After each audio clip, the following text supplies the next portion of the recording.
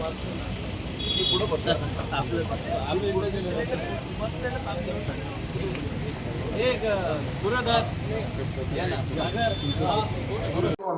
सांगतो, पंतप्रधान पदाला न शोभणाऱ्या अशा काही गोष्टी दुर्दैवाने माननीय पंतप्रधान बोलत असतात आणि दिशाभूल करण्याचा प्रयत्न करतात.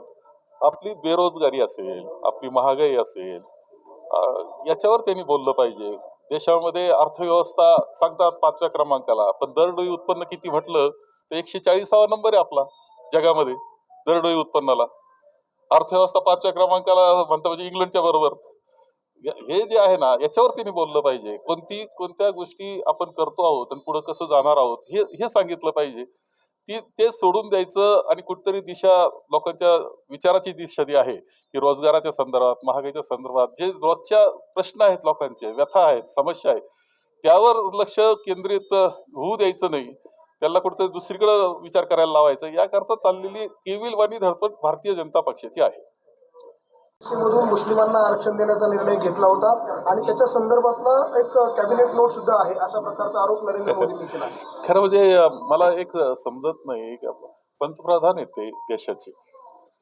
देशाचा पंतप्रधान हा सर्वांचा असतो आणि त्यांनी ज्यावेळेस निवडणुका येतात त्यावेळेस हे सांगितलं पाहिजे की आम्ही 5 वर्षात 10 वर्षात काय काय काम केलं, पुढच्या काळामध्ये आम्ही काय काम करणार आहोत, हे हे सांगून मतं मागितली पाहिजे. ही खरी पद्धत आहे.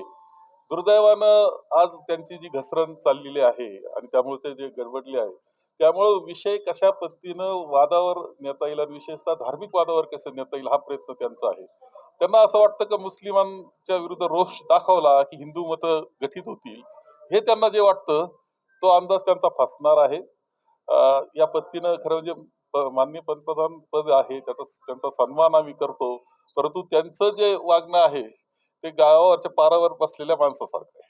त्यांचा जो काही आरोप आहे, काँग्रेसने असा प्रयत्न केला होता कर्नाटकमध्ये किंवा काँग्रेसने केलं देखील कर्नाटकमध्ये. नाही असं आहे की याच्याबद्दल तुम्हाला माहिती आहे का, प्रत्येक समाजामध्ये, प्रत्येक धर्मामध्ये काही ज्या आहेत जाती, त्याच्यातच जाती आहे, त्याच्यात ओबीसी हे प्रकार सगळ्या याच्यामध्ये आहेत, सर्व धर्मामध्ये आहेत. आपण आरक्षणाचं ज्यावेळेस चर्चा करतो मुस्लिम समाजाला, याचा अर्थ धर्माला नाही आरक्षण देत, त्या जातींना आपण देत असतो. त्या समाजामध्ये, त्या धर्मामध्ये असलेल्या ज्या जाती, पोट जाती असतात, त्यावर आधारित ते गोष्टी आहेत. काँग्रेसचा जो त्यांना खरं म्हणजे या देशाचं म्हणजे दुर्दैव, या निवडणुकीचं दुर्दैव असं आहे की पंतप्रधान फक्त धर्मावर बोलतात आणि त्यांना असं वाटत असतं की धर्मावर बोललं की आपले मतं गोळा होतील. आता ही स्ट्रॅटेजी 2 वेळेस चालली, आता फसणार आहे. महायुतीच्या अनेक ठिकाणी उमेदवार ठरत नाहीत, काय वाटते? गडबडच झालेली आहे सगळी त्यांची. अडचणीत आहे, महायुती अडचणीत आहे आणि भारतीय जनता पक्ष आणि त्यांचं जे अलायन्स असतं ते सुद्धा आज अडचणीत आहे. जनतेमध्ये इतका प्रचंड रोष आहे की ते निर्णयच घेऊ शकत नाही कोण उमेदवार द्यावा याचा. काँग्रेसचा जाहीरनामा अर्बन नक्षल एक्सरे आहे असं शिवसेनेचा विरोध आहे असं ते म्हणत होते, मात्र आमचा कुठे विरोध नाही, अजूनही तुम्ही उमेदवार जो आहे तो बदलू शकता. नाही हा आता त्या पातळीला झाली म्हणजे मला माहित नाही काय सांगितलं आणि काय चर्चा कोणत्या संदर्भातली आहे, परंतु नसीमभाईंचे सुद्धा नाराजी आम्ही काढू, ते सुद्धा बरोबर राहतील. ते हाडाचे काँग्रेसचे पुढारी आहेत, ते कायम राहतील. आता उमेदवार वगैरे काही बदलला जाणार नाही, मला अशी ते काय फार पद्धत काँग्रेसमध्ये नाही. आता तुमच्या आणि राऊत साहेबांची चर्चाही झाली, बरंच बंद दारात चर्चा, काय नाही? बंद दाराआड म्हणजे काय फार गोपनीय चर्चा असायचं काही कारण नाही. आमचं काय असेल ते उघडच असतं आणि साधारणतः या भागात जे मतदारसंघ आहेत त्या बाबतीत कसं कसं पद्धतीनं सभा कुठं घ्यायच्या, काय बैठका काय करायच्या, नियोजन कसं चाललंय यातली चर्चा आम्ही केलेली. 90च्या दशकात शिवसेनेचा विरोध आहे असं ते म्हणत होते, मात्र आमचा कुठे विरोध नाही, अजूनही तुम्ही उमेदवार जो आहे तो बदलू शकता. नाही हा आता त्या पातळीला झाली म्हणजे मला माहित नाही काय सांगितलं आणि काय चर्चा कोणत्या संदर्भातली आहे, परंतु नसीमभाईंचे सुद्धा नाराजी आम्ही काढू, ते सुद्धा बरोबर राहतील. ते हाडाचे काँग्रेसचे पुढारी आहेत, ते कायम राहतील. आता उमेदवार वगैरे काही बदलला जाणार नाही, मला अशी ते काय फार पद्धत काँग्रेसमध्ये नाही. आता तुमच्या आणि राऊत साहेबांची चर्चाही झाली, बरंच बंद दारात चर्चा, काय नाही?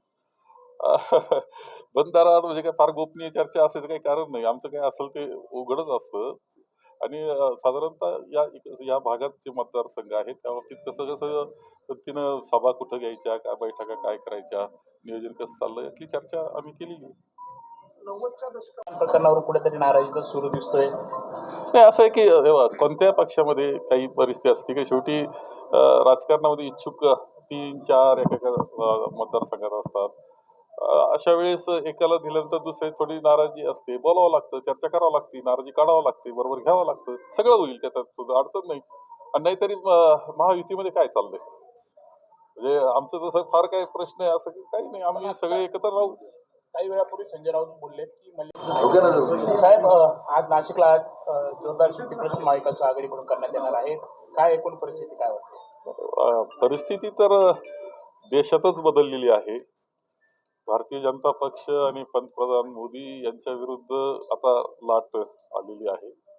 महाराष्ट्र आपल्याला लक्षात येईल, महाराष्ट्रामध्ये आम्ही जागा ज्या घेणार आहोत त्या 40च्या जवळपास महाविकास आघाडी जाऊन पोहोचेल असं मला वाटतंय आजच्या परिस्थितीमध्ये. कारण नागरिक राज्य सरकारचा ज्या पद्धतीनं गठन झालं त्याच्यावर नाराज आहे, त्यांच्या कारभारावर नाराज आहे, केंद्र सरकारच्या कारभारावर नाराज आहे. आणि नाशिकचं म्हणाल तर नाशिकचा शेतकरी हे तर पूर्णपणे अत्यंत कठीण परिस्थितीतून त्यांचं जीवन चाललेलं आहे. कांद्याचं म्हटलं, कांद्याची निर्यात बंदी उठवल्याचं अजून तरी परिपत्रक आम्हाला पाहायला मिळालं नाही. तुम्हाला कदाचित मिळालं असेल तर मला माहित नाही. घोषणा करायच्या, फसवायचं ही पद्धत भारतीय जनता पक्षाची जी आहे, ह्या सगळ्याच्या विरुद्ध एक रोष निर्माण झालेला दिसतोय. तो देशात आहे, महाराष्ट्रात आहे आणि नाशिकमध्ये आहे. पण तुम्ही आम्ही केली तर बातमी दाखवाल.